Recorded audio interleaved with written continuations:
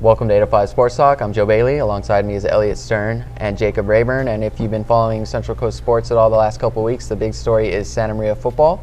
The Saints are 2-0. And when the CIF Southern Section polls came out earlier this week, Santa Maria was ranked 9th in Division 12. As far back as we can remember, this is the first time the Saints have been ranked. The last time they were 2-0 was 2009. So I caught up with some Santa Maria football players. Blake Truitt, the quarterback, has really been leading that team. He's completing over 70% of his passes. He has nearly 300 rushing yards in 2 games, 3 rushing touchdowns, 3 passing touchdowns. He's really led that team offensively. On the defensive side, the Saints have done really well, averaging about 15 points allowed per game through 2 games, and Jonathan Ramos has done a really solid job leading that defense. He has 19 tackles in 2 games. So I caught up with both those guys and Coach Dan Ellington. He's in his 2nd year, and he kind of expected the Saints to start out this way, and they're 2-0, and he expects them to go to 3-0 Friday night after they play at Cabrillo. So I caught up with the Saints, and they told me about their hot start. You guys are 2-0. What do you think has been the biggest reason for you guys off to a 2-0 start with 2 wins at home? What has it been with you guys playing so well lately? It's been the preparation. We've been preparing good. We've known since last season that we're striving for CIF, and that's what we wanted. So we just know that we got to come out here and practice hard every day, weights every morning, and it's paying off. Okay, it seems like you guys have the mental aspect of it all, kind of tightened up a little bit. What's actually been working for you guys on the field? You've found some success running and passing the ball. Seems like the offense has done really well. Meanwhile, the defense has really limited teams to, I think SLO had 12 points. Mm-hmm. Santa Barbara was, right around there as well. Yeah. What's it been on the field working for you guys? What's been clicking for you guys offensively, with you running the quarterback position? Guys are zoned in at practice. They're trying to learn. They're learning different positions, and they're doing a good job, and it's paying off on the field. And both these ones have come at home. What's it been like playing in front of the home crowd? Have they fired you up a little bit? Have you had enough support at home? What's it been like playing, getting 2 wins in front of the home crowd? It's nice. We come off the field and we look up there and we have a big crowd. It's fun. It's really fun. The CIF polls came out today, and you guys, Santa Maria is actually ranked 9th in your Division 12. Mm-hmm. How's that? I don't think you guys have been ranked since I've been working here at the Santa Maria Times. That's 6 years. What's it to see your guys' work get a little recognition with you guys being ranked in CIF? It's nice, but we know that we still have a lot to accomplish this season, and we're not done. We're still working out here. You had a 75-yard touchdown last week from your quarterback Blake Truitt. What's it like to play with a dynamic guy like Blake Truitt who can make plays with his legs and his arm? Yeah, it's really good because we need a mobile quarterback and someone who can scramble and throw the ball well. Are you surprised at all with the 2-0 start that you guys have had? Two big wins at home. Were you expecting that, or has your team kind of even surprised you a little bit and exceeded your expectations? Not really, because we've been putting in really hard work during practice and in the weight room, so I was hoping that we would have got that 2-0 wins. And you guys got Cabrillo Friday night. They beat you guys 13-9, I think it was last year, but you guys got the forfeit win. Yeah. How big of a game is that for you guys to go out 3-0? You're playing at their place Friday night at Houck Stadium. How fired up are you guys for that game? Cabrillo's 0-2, but I think that's a big game for you guys. How are you guys approaching that one? We're really fired up right now. We're focused. We're motivated because we don't want to lose to them again, and we're just trying to win this game. What's it like to play for Coach Ellington? It seems like he's really put a lot of his heart and soul into this program. He's just been here 2 years, but it seems like you guys are on the right track. How would you kind of sum up what it's like to play for Coach Ellington and this coaching staff as a whole? It's really good because they're all committed. They're trying to get everybody else committed. We're all committed this year. We're working hard for them because we know that they're working hard to get us better. Yeah, you talk about that commitment, but was there ever a point where you wasn't sure if it was worth it? What kept driving you guys to get to this point? How did you guys stay so motivated throughout the off season? All the fun team bonding things. Like we went to a camping trip, we went overnight passing tournaments, and we just had a really good bond. And you guys are 2-0. Just looking at film and stuff on the field, what do you think the biggest reason is for you guys' 2-0 start with the win over SLO and a win over Santa Barbara? If you had to put your finger on a couple things, what have you guys been doing right on the field?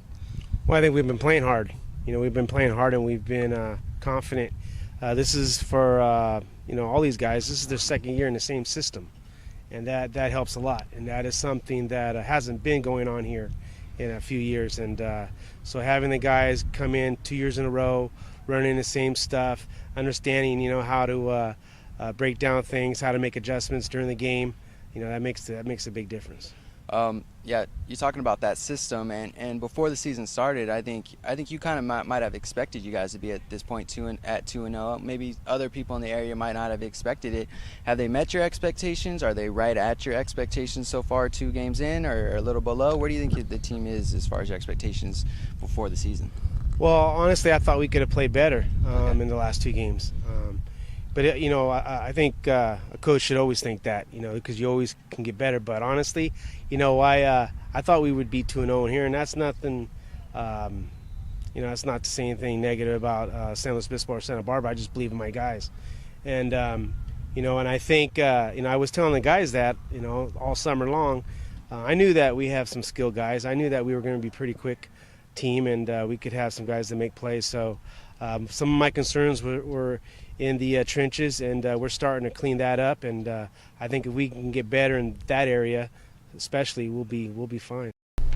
So that was the Santa Maria football team, and those guys it's not really a one-man show with those guys. I know Blake Truitt gets a lot of attention, but Jonathan Ramos is great on that defense. He also caught a 75-yard touchdown pass last week from Blake Truitt. Gabriel Bravo and Jesus Pacheco have been really solid on the defense as well. And the cool thing about the Saints is that a lot of them are juniors, so this could be a really strong year for them, and then they might get even better next year. So that's going to be interesting to follow the rest of this season and next year. And Elliot, I know you caught a lot of football action this past weekend. You were at Houck Stadium for Cabrillo's game against DP, and you also saw Pioneer Valley just tear up SLO Saturday. So kind of recap your weekend of high school football. Well, I got 2 football games in 2 days, and then 2 more days of tennis after that. So it was a busy weekend. Friday night, I was at Cabrillo High School, where Dos Pueblos just rolled all over them, 37-0. And then Saturday, a rare Saturday afternoon 11-man football game was up in San Luis Obispo. And I tell you, the Pioneer Valley Panthers just were unstoppable. First, let's talk about Friday night. Dos Pueblos, 37-0 over the Conquistadors. Dos Pueblos Chargers came out throwing. They threw the ball on the first 9 plays of the game. Then they went to a couple runs, but the Cabrillo was able to stop the run, actually. The first one only went for 1 yard, but then Dos Pueblos said, well, if we're not going to be able to do it on the ground, let's just go to the air. And they threw and threw and threw. They threw on 9 of their first 9 plays, and 13 of their first 16. Ended with a 10-yard touchdown to a 6'4" wide receiver, and that was the pattern that they went with all night. They had a lot of height on Cabrillo. They were throwing to guys that were 6'2", 6'3", 6'4", and Cabrillo's kids were like 5'9" and 5'10", so it was like watching alley-oops at a basketball game. They threw it up. Anybody that could be tall enough to catch it caught it. So Cabrillo came right back and fumbled the ball on their first possession. The Chargers got it at the 27, Cabrillo's 27. And then 3 plays later, there was a 17-yard touchdown, 6:35 to go in the first quarter. It was 14-0, and it was just basically downhill from there. They threw for 383 yards altogether against Cabrillo, and they were just unfortunately defenseless against them. Cabrillo is going to have another tough match. I don't think it's going to be quite as tough this week, but it's not going to be looking good for them when they play Santa Maria. And then because they ran out of referees, there were so many local games on the Central Coast from Santa Ynez up to Paso Robles, home games on Friday night. They ran out of referees, so the Referees Association went to Paso and Pioneer Valley and asked them if they would move their game to Saturday afternoon so that they could get referees there. They were just out of people. So they did. They moved it to a 2 o'clock afternoon game on Saturday afternoon. And I tell you, this one, I thought it was going to be closer, but I still thought Pioneer Valley was going to win. On the first play of the game, the fly sweep that Arroyo Grande made so popular, where you get a wide receiver in motion, the quarterback hands it to him on a full run right behind the line of scrimmage, and then he continues going left and tries to make the corner and head upfield. So that's how they started on the first play of the game. Pioneer Valley quarterback Matthew Garcia handed it off to Jojo Garcia on a fly sweep to the left. And then backup quarterback Michael Tapia was playing wide receiver. Well, he headed the other way, and Jojo Garcia handed it right to him, actually pitched it to him, and Tapia then just pulled up, looked downfield, saw Leo Partita Ruiz wide open, 65-yard touchdown. I mean, he was so wide open. Everybody bit on the run, and there wasn't anybody within 30 yards of Partita Ruiz. It wasn't even like a bullet pass. It was like a punt. He just lofted it up to him. He waited for it. He made sure he had it turned around, and 20 yards later, he was in the end zone. 14 seconds into the game, and they were up 7-0, and that's the way it went. It was 38-10, but it wasn't anywhere near that close. They just put a whooping on them, and Matthew Garcia came in and threw the rest of the passes, and they were just unstoppable. And similar to the Friday night game with Dos Pueblos, they took advantage of their height, but Slow kept biting on play action passes. People would go after that run, and there'd be somebody wide open over the middle on the sidelines, and they just rolled up the score. So it was two lopsided victories, but I tell you what, Pioneer Valley under John Ruiz, who took over for Dan Ellington, who's now at Santa Maria, they look pretty good too. That's going to be a nice squad going down the season. And we've seen Santa Maria play a couple of really good games, and unfortunately Cabrillo hasn't. And they're going to be meeting up this weekend at Cabrillo, and we'll probably talk about that a little later. But the other Lompoc Valley team, Lompoc High School, is cruising along also, and Jacob had the opportunity to see how they did. Yeah, thanks, Elliot. It was in some ways defeating a recent nemesis for Lompoc when they beat Nipomo 41-10 at Nipomo. The last 2 years have been very close contests. 2 years ago, it took overtime for Lompoc to beat Nipomo. Last year, Nipomo held Lompoc to 18 points. Not nearly the same story this time around. Nipomo is kind of struggling to find the right pieces for themselves right now. So Lompoc, I would say that the biggest news out of this game was Cameron Davis in the first half, their quarterback, just really showed something that could make Lompoc even more dangerous, which is a passing game. He connected really well with Shamar Savage and Zion Harris, and Zion had maybe one of the catches of the season that could hold up for the rest of the year when he went up over the middle and had to collect the ball as he was falling back down to the ground, and landed pretty hard but held on to it.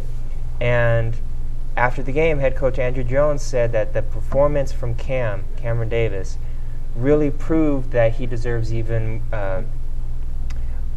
more opportunity to pass the ball for Lompoc. The one thing that has to be concerning for the Braves players, the Braves coaches, and Braves fans is that once again they come out amazing in the first half.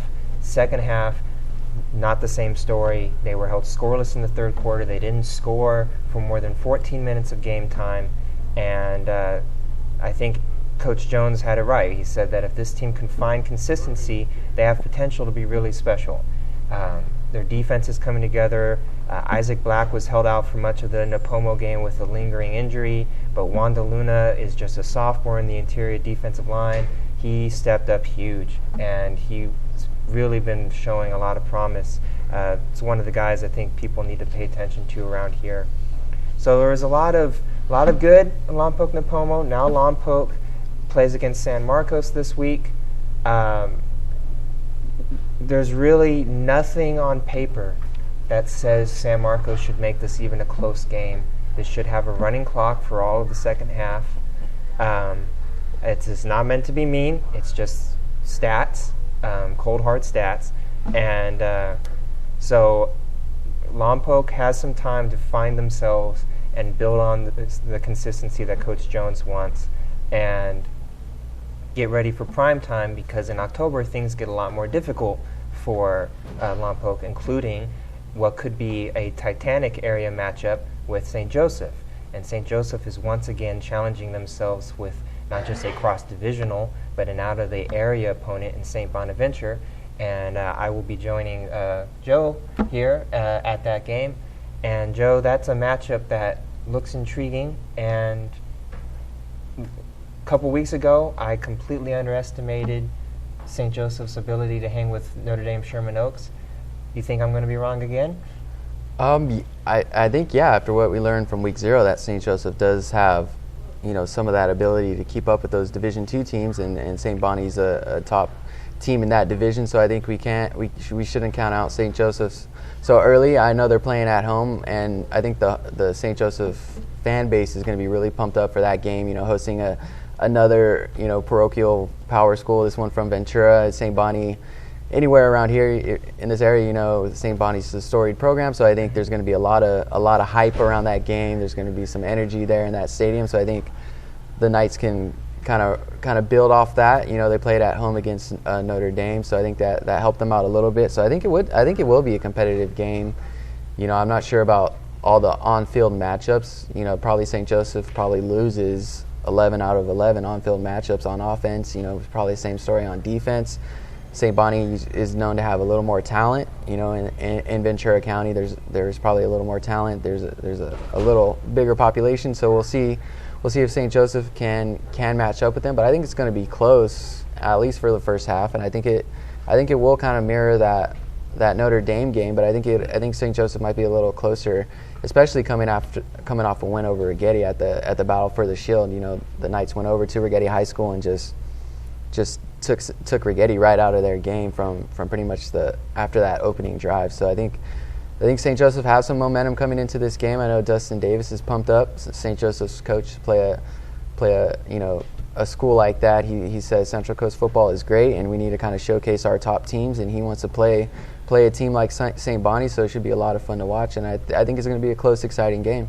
And Elliot, I think the main story of that game is, can Dino Maldonado find time to get the ball to Nate Guzman and CJ Cole? And I think it's, like Joe said, I think it's going to be a similar game to Notre Dame.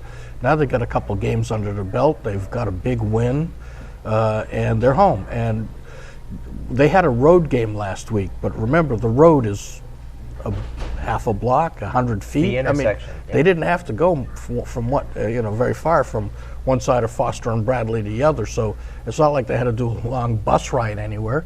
So they just walked back across the street, and they were back at their own locker room. So it's like having a third home game in a row. And it's their field. It's it's an artificial turf field. They've got the home field advantage from that standpoint, where St. Bonnie doesn't play on that. They play on a grass field, so it'll be a little different for them to get their legs adjusted to it. But I think it's going to go a lot like the Notre Dame game, where St. Joe's going to hang with them. But the point Joe made is that they just don't have the size. And come the end of the third quarter or the fourth quarter, I think they might get a little bit worn down. And we've seen that happen in really good games where one team is just outsized and the kids on defense especially start to get tired, and that's where the other team picks up that game-winning touchdown at the end. So I think it's going to be close, but I'm thinking that the population base down there, and it's a private school, so they don't recruit, but they do attract the best of the best from that much bigger county, a much bigger population base, and I think that the Bonnies are going to prevail, or the Seraphs are going to prevail. But it's going to be entertaining. It might be the most entertaining game of the weekend. Some of them look like they could be big blowouts again. Yeah, and St. Bonaventure is coming off a tough loss to Chaminade. Most people around here are familiar with Chaminade as well. Lost 49-7. So, St. Bonnie might be banged up a little bit coming off of that loss, while St. Joe's coming off the big win over Rigetti. So I think there could be something said to that. Maybe the Seraphs want to rebound a little bit, so maybe they're a little more extra motivated after a loss like that. But they are coming off a bad loss to Chaminade, which is a really good Division I team.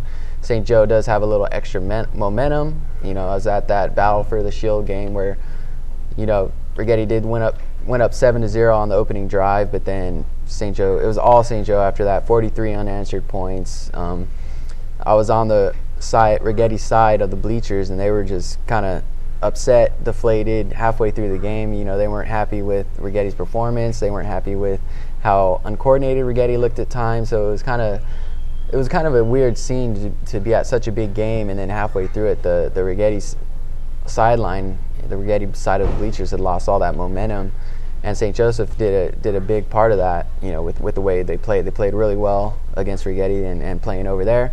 So I think St. Joseph definitely has the momentum edge on St. Bonaventure, and it should be an interesting game. I know you talked about Dino Maldonado finding some time, but he's looked good. Yeah. In two varsity starts. They got C.J. Cole, so it's not like St. Joseph doesn't have any talent. I mean, C.J. Cole could probably play for, I don't know, almost any varsity team in the state, maybe, except for maybe the top 5 powers or something like that. C.J. Cole can play just about anywhere. Dino Maldonado's look good. Even a guy like Jaden Vargas looked solid against Rigetti, powered his way into the end zone. So, I mean, they've got a big strike, spread offense. They've got what you would call the puncher's chance. If they get lucky and get a few shots in there, then who knows what happens.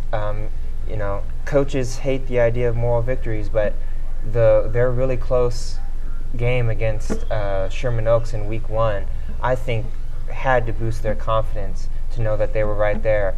And if you're a St. Joseph Knight, if you're Fenton Will, you're all these other guys, and you're like, this is another opportunity for us. We get Bishop Diego again later, so they're also kind of a big time opportunity. But if you're a competitive football player, you want to make a statement, and there's a statement coming up, the 101 in a bus, and if you can handle it, it'll be interesting. Well, and they could take advantage of the fact that St. Bonaventure might be a little down, but they could also be saying, well, last week is over, and let's get back on our winning track. So I think it's going to be a good game, and like I said before, it might be the best one of the weekend. It's going to be a barn burner. I just foresee that. Yeah. And we're going to be there. Yeah. Oh, yeah. I think it will definitely be high scoring. One more thing on that, and I'll say that we want to make a lock pick every week, so I'll just go for it and say St. Joseph beating St. Bonnie is my lock pick. I know it's going to be high scoring. I think I'll go 45-44, 1-point game, 1-point victory for St. Joe over St. Bonnie, just to make it a little more fun, a little more interesting, see if that comes true. I don't know, it's going to be a good game, and we are broadcasting that game, so maybe that's why I want it to be a close, exciting game. But I think it's going to be high scoring, and I'm going to go with St. Joe with the 1-point victory. And that would be wonderful. I want that. What he just said, I want that to happen.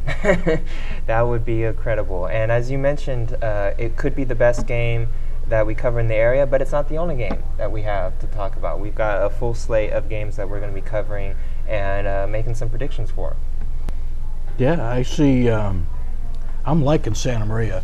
I talked to Dan Ellington a lot before the season, and he came over from Pioneer Valley, where he was a good coach. He's been coaching 30 years. He's not a new guy at all.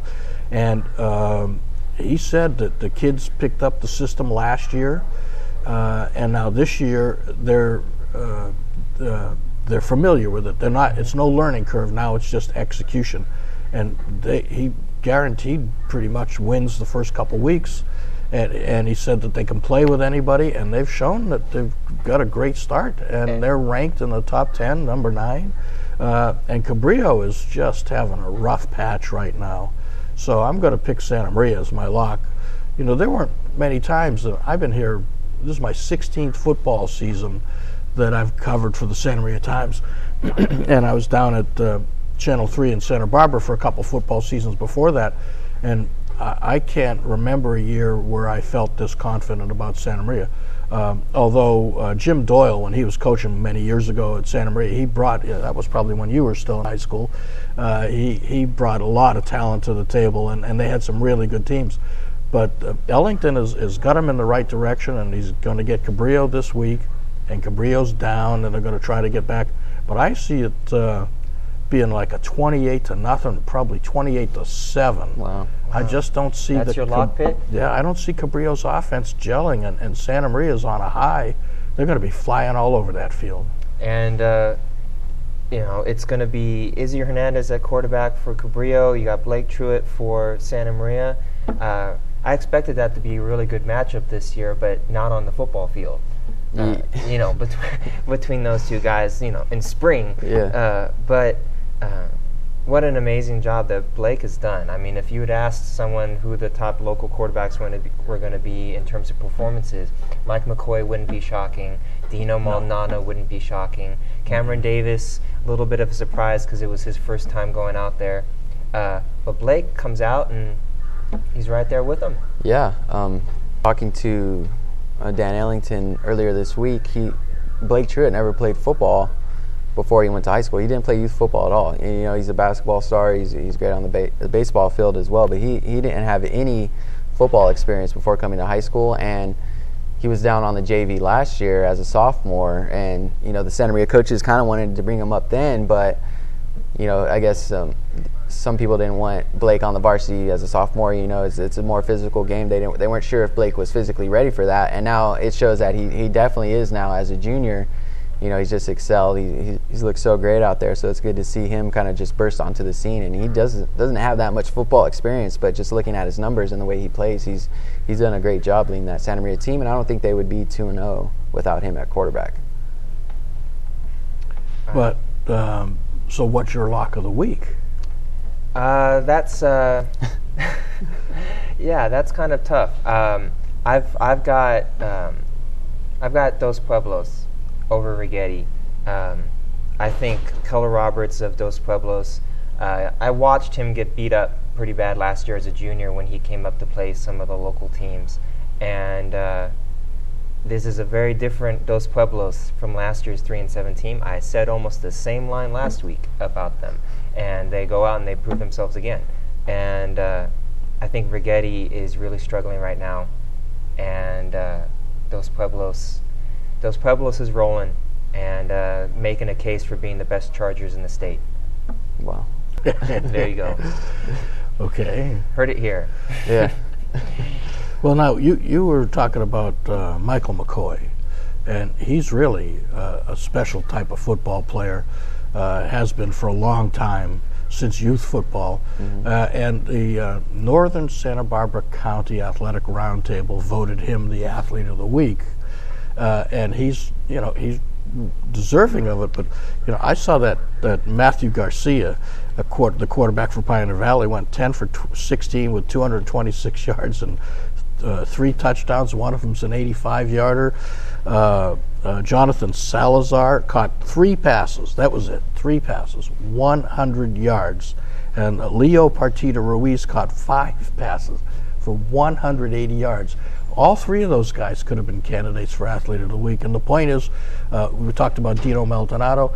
There's a lot of kids that are having a good start to this season. And yep. The Roundtable is a nonprofit independent organization, and their voters choose the Athlete of the Week. But there's a lot of talent from which to choose. We could have had 5 co's if we'd wanted to. Yeah. Yeah, I think statistically, though, of any football player, if you just look at the stats, Mike McCoy is probably the leader in the clubhouse right now, just stat-wise. He's just put up some ridiculous numbers. I think he has like 600 yards passing, almost 300 yards rushing, just some crazy numbers. I know they haven't had, many tough opponents, beating San Marcos and Carpinteria, and they've outscored them 94-0, but it's going to be interesting to see if Santa Ynez can kind of finish stronger this season than they did last year. They won their first 7, lost their last 3, and I think their game with Pioneer Valley late in the season could decide a lot of things. It's probably going to be people would assume it's going to be for 3rd place in that league, but who knows what can happen. Those guys could be playing for, a 2nd place bid or even more, depending on what happens with St. Joseph and Lompoc. But it's just going to be interesting to see if Santa Ynez can kind of keep it going this year. And I think Mike McCoy will be a big key to that. They didn't have him at quarterback a lot last year. They had a good quarterback in Tanner Sheen, but he was just more of a pocket passer guy, and Mike McCoy can do it all. So I think it's going to be interesting to see if Santa Ynez can keep it going, but it's good that they are off to a good start. And I think they can, finish a little stronger than they did last year, but it's good to see that they didn't have a drop-off that a lot of people were kind of expecting them to at least start the season. All right, I want to put in 2 more plugs here. One is I saw the Santa Maria Tennis Open. It was the 36th annual, I think it was, and they had over 175 tennis players from all around the country, from out of the country, international players. They had it in open divisions and in handicap divisions, what they call 5.0 and 4.0. And the local anchorman, Scott Hennessy from Channel 12, won the 4.0 division. So congratulations to him. But they had nonstop tennis Saturday, Sunday, and Monday, 12 hours each day, Saturday and Sunday, and then about 6 more on Monday for the championship. The Santa Maria Country Club was just packed with players, and it was great tennis. If you had the chance to see it, this was really good. It was the best tennis west of the U.S. Open. And one other thing, Saturday of this week at the Santa Maria Public Library, 12 noon, we're going to have a special presentation. The Santa Maria Times is going to talk about the history of the Santa Maria Times here in the Santa Maria and the Santa Maria Valley and the Central Coast. It's going to be 12 noon. I'm going to be part of it. Margaret Cooley and Jason Anderson are also going to be taking part. I'll talk about the sports history. The Times, by the way, for those of you who don't know, is 134 years old. April 22, 1882 was when we started.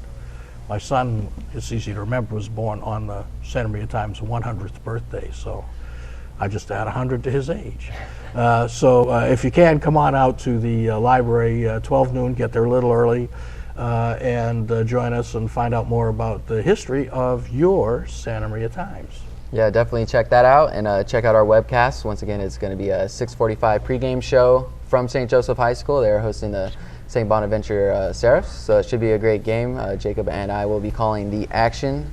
Thank you guys for tuning in, and also if you guys want to see all our predictions for the week, check out my blog Friday morning. We'll have all our picks on the area games, and we'll also announce our poll for the player of the week for the high school season. And thank you guys for tuning in.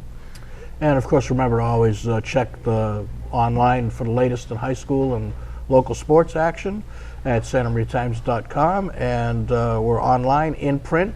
Pick up the paper. And thank you for being with us, and we will see you next week right here, 805 Sports Talk.